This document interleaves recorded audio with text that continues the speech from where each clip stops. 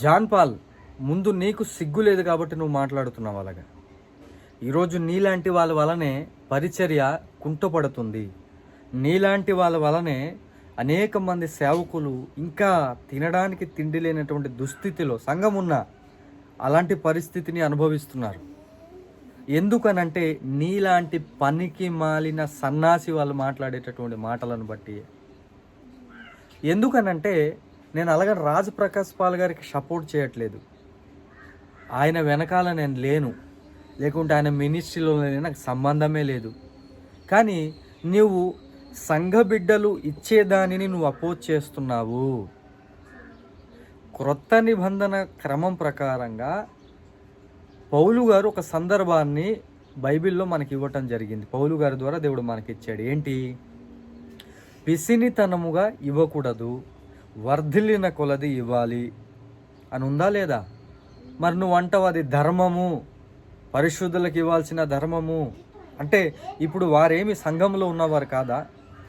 పరిశుద్ధులు అనేవారు సంఘంలో సంఘ కార్యకలాపాలు, సంఘ పనులు, సంఘ బాధ్యతలు నిర్వర్తించేవారు కాదా? మరి అలాంటి వాళ్ళకి ఇవ్వటంలో మీరు పిసినితనంగా ఉండకూడదు. మీరు వర్ధిల్లిన కొలది ఇవ్వడం అంటే ఎట్లా? అది 10వ భాగం కాదు, 10వ అంతకు మించి ఇవ్వాలి. మరి అలా ఇవ్వాలని దేవుని వాక్యం చెప్పినప్పుడు నువ్వు దానిని వ్యతిరేకించి మాట్లాడితే దేవుని పని కుంటపడదా? నీవు పనికి మాలిన వ్యక్తివి. ఏదో ఒక రోజు నీ రంగు బయటపడుతుంది. ఈరోజు నీవు పబ్లిసిటీ కోసమని కొందరిని టార్గెట్ చేస్తూ నువ్వు మాట్లాడడం, నువ్వు కొందరికి టార్గెట్ చేసి నువ్వు ఏదైనా మాట్లాడి నీ పనికి మాలిన సోదికపులు ఏదైనా చెప్పుకో. కానీ వాక్యాన్ని నువ్వు బేస్ చేసి మరి మాట్లాడినట్టుగా ఏదో నటించి మాట్లాడతావు చూడు, అదే పెద్ద సమస్య అయిపోతుంది. ఈరోజు నీవు దైవజనులకి ఇవ్వకూడదు, లేకుంటే దశమ భాగం గురించి నా ఊష్ కాదు, నా టాపిక్ దశమ.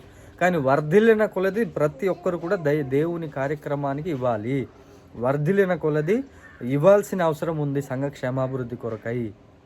దీనిని నీవు వ్యతిరేకించడానికి నీకెంత ఉండాలి? అసలు దేవుని వాక్యాన్ని నీకు నచ్చినట్లుగా నువ్వు వక్రీకరించి మాట్లాడి నీకే వాక్యం తెలిసినట్టుగా, ఇది సరైన విధానం కాదు. కాబట్టి దయచేసి జాన్ పాల్కి మరి ఏమైందో ఏటో మనకు అర్థం కావట్లేదు. కానీ అలాంటి వ్యక్తులను దయచేసి మీరు నమ్మకండి.